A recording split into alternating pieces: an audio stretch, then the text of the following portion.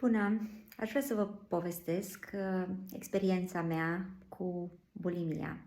Mi-aduc aminte din adolescență, tot mă chinuiam cu tendința de a mă îngrășa. Nu eram supraponderal, obez, eram undeva la limită, însă pe mine mă stresa foarte mult, probabil și pentru că în adolescență oricum suntem mai sensibili cu imaginea de sine și nu știam cum să fac ca să controlez această problemă, să o rezolv.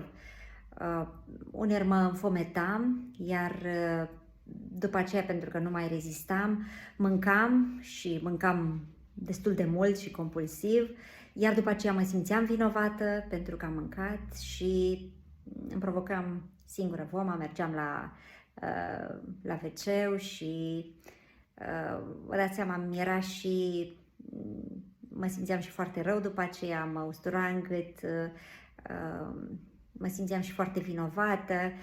O perioadă iarăși mă pedepseam și nu mai mâncam, dar după aceea iarăși era un cerc vicios, iarăși apelam la această metodă pentru că nu știam altcumva cum să rezolv problema aceasta a kilogramelor, a tendinței de a mă îngrășa. Nu vorbeam cu nimeni despre asta, nu știam pe nimeni care m-ar putea ajuta și nu aveam încredere în nimeni să vorbesc pentru că mi-era foarte mult rușine, mă rușinam și mă simțeam murdară după aceea.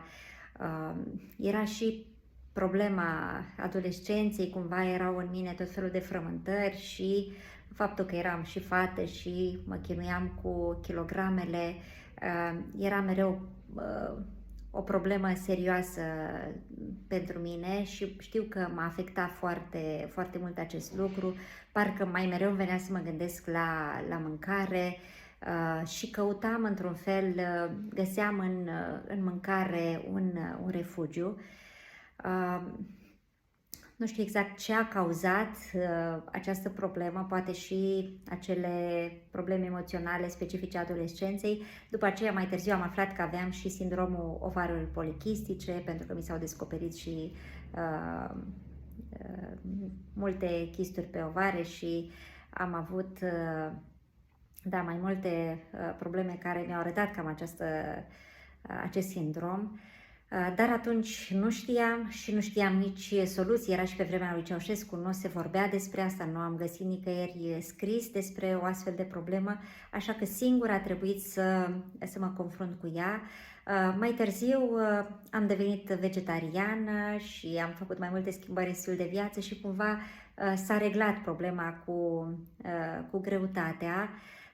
Dar mai mereu trebuia să am foarte mare grijă pentru că foarte ușor aveam tendința de a mă îngrășa, însă cel puțin am depășit acea problemă, nu mai provocam voma, nu mai aveam acest comportament, însă știu că mâncam repede și acum am tendința de a mânca prea repede, trebuie să mă controlez conștient.